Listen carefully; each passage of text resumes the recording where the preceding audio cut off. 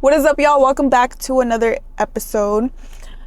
This one's going to be a little different. It's going to be in my car. I feel like I am able to speak a little bit more fluently when I'm in my car. It feels like I'm just talking to someone that I know.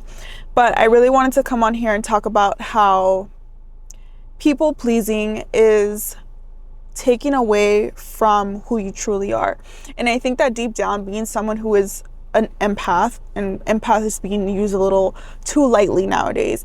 When I mean a true empath, I mean someone who constantly puts other people besides themselves, someone who is in that negative spectrum of being an empath, who has a hard time being rude or setting boundaries or being uncomfortable because you don't know how to speak up, and yet you end up being left with so much resentment in your heart because you don't know how to speak up. And then you start acting a certain type of way towards friends, family, partners, and you end up ruining relationships. And then you end up wondering, well, why is it always me? Why do I always end up with the wrong people? Why do I always get treated this way? Why do I always attract these type of people? The reason is because you are a people pleaser, and your empathy towards people puts you in uncomfortable situations and allows them to stay comfortable. And this can be a really hard thing to balance, because I have felt victim to being a people pleaser, and I think we all are to a certain extent. We all are people pleasers to a certain extent, but you do not need to be making yourself uncomfortable. You do not need to loosen up boundaries and fold and bend over people for them to be comfortable over yourself. I had a really hard time being someone who spoke my truth, being someone who was just a little bit more vocal when it came to the things that I needed. I felt like me asking for things that I needed was just asking for too much. The bare minimum was perfect for me because I felt like it was enough for me to be happy, but I felt like it was also enough for the other person to be happy and for them to be content with being with me. Although I knew I wanted a little bit more, I never asked for it, and I think that showed up in a lot of resentment. It showed up in a lot of attitude, a lot of picking things, a lot of passive aggressive tones and speaking, because it's not about what you say, it's about how you say it. And I definitely did not say it in the right way, and I think that we all do that a little bit. We pour, and then we're empty, and we expect people to pour back into ourselves, but yet we're left empty because we gave so much to make other people feel comfortable, and yet we are left with nothing.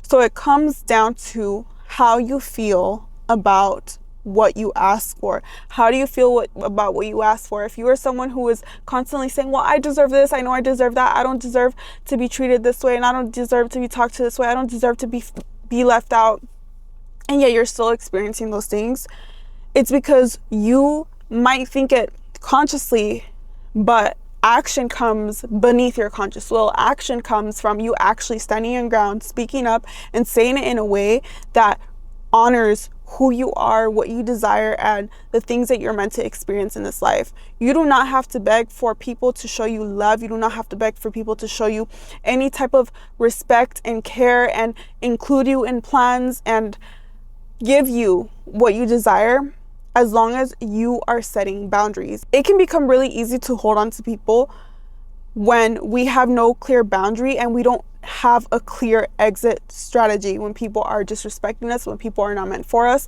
And that is something that I have learned to truly honor about myself, is knowing when to walk away. I respect so many people, I admire so many people, and I give everyone 100% of myself. I don't give people the energy or the time to do tit for tat. I do not match people's energies, okay? I simply cut people off because I know who I am. I'm not gonna let someone's hardened heart harden my heart. I'm not gonna let a breakup make me feel less than, make me feel like it doesn't exist. I'm not gonna let a couple of bad apples ruin the rest of my fruit that I have harvested because a couple of bad people. Okay, I know who I am. I know the God that I serve. I know the God that serves me, and I know that He wants the best for me. He wants me to experience the best, and so I'm not gonna let that taint what I want for myself and the vision that I have for myself. Cutting people off is not something that should be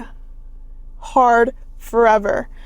Cutting people off The way that I look at it is, if I were to take someone's actions towards me and multiply it times 100 times a year, 300 times a year, 365 times a year, or 2 years, 3 years, 4 years, what would that look like? How happy would I be? How content would I be with my life? How would they affect my life? How would their habits and their attitude and their energy affect me in my life and what I'm trying to do with my life? And if it is a negative way, they're getting cut off. It doesn't make it easy. It doesn't make it something that I'm cold-hearted and I don't feel anything. Of course I do. I feel like we are all human, especially being someone who is an empath. But you have to learn how to respect someone from a distance, how to love someone from a distance. Cutting people off doesn't mean that you deserve, or it doesn't mean that you wish them the worst. It just means that they are not meant to be in your life. And you feel that energetically. You feel that. You feel the resignation, because if you feel down, you feel ugly, you feel jealous, you feel hurt. And it's not just like a one-time thing. It's something that you have voiced. Again, it comes back to you voicing your concerns, you voicing your desires. If you have voiced it twice, minimum twice, okay, that's what it is for me. I'm gonna mention it once, you mess up, okay, cool. I'm gonna mention it again. And then after that, it's a choice, because now you know. Now it's not just a mistake. Now you know that you don't want to give me what I deserve or what I desire. And it's probably just not meant to work out. We need to stop giving people multiple chances over and over and over again, because the chances of them doing it again, the chances of them not actually wanting to give you the life that you want are very, very, very low. I am a true believer in God ordaining a spouse, a friendship, a partnership in work or in sports or whatever it is. I genuinely feel like God orchestrates our lives if we allow him to work in our lives, and if we ask him to work in our lives. And sometimes that doesn't look like the picture that you have painted for yourself. Sometimes you're not going to be fulfilled by the people and the places and the things that you wish fulfilled your desires. It doesn't mean that the desire is not going to be met. It doesn't mean that you are not going to be fulfilled. You will be fulfilled times 1,000, times 100. But your disbelief in God making it work for you is so high that you allow people to stay. You allow people to disrespect you. If something is going wrong in your life, it's because you're going the wrong way. And something that I have learned is that God will show you you're going the wrong way in small little things. Yes, you have free will. Yes, you can have whatever it is that you desire, even if it's not God's will, but you will know that it's not in God's will, because there will always be hiccups along the road that don't seem consistent. I remember when I was with this guy that I was dating, I knew that I shouldn't have been with him, because I kept giving him chance after chance after chance, because my love for him was greater than his love for me. And there was a disbalance, because God knew that person was not for me, but he allowed me to stay. Okay, cool. It was nice. I accepted the bare minimum. Great. But small little things would happen in my life. I would get a flat tire. I would get tickets for no reason, like small little petty tickets. I'm talking about having your high beams on.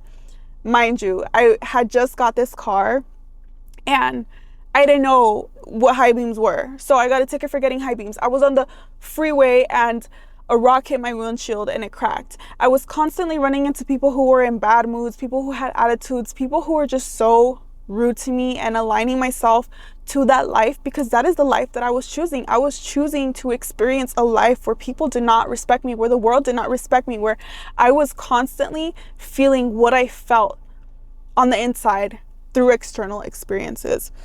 You will know when you're not meant to be with someone, because you will question it.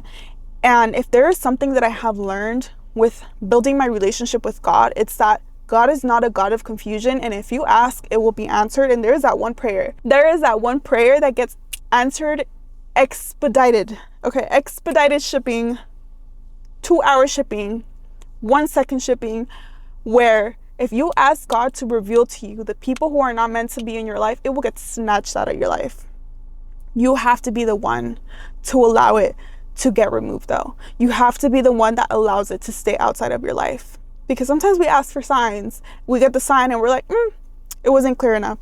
So to be happy and to find happiness in your life means to be a good person, but for it to be balanced out with having clear boundaries. You cannot be a good person and not have clear boundaries. It's not going to make you a better person. It's not going to make you wanted more or loved more or have you respected more by people. People do not care about you being the best person in the world. A lot of good people get stepped on all the time. You have to have those clear boundaries. And if you feel uncomfortable placing boundaries, it is okay. It is temporary. It will feel uncomfortable, but eventually you will get used to it, and the people around you will get used to it, and then you will not have to speak about your boundaries. People will feel the boundaries. People will respect you because it's what you carry. It's the energy that you carry. I don't remember what verse in the Bible it was, but I'll go ahead and put it on the screen. It was a verse in the Bible in the book of Matthew where he sends his 12 disciples out to go into the people's homes and cleanse any spirits that are hindering them. And he tells them, you stay there until they are wiped from unclean spirits, and if they do not accept your message, dust your feet and move on. That is the way that you have to move. You have to dust your feet from people and not allow for their energy to carry on to you and to hinder you, and for their rejections and for their hurt and for their trauma and for their insecurities to get placed onto you, because you know what you want.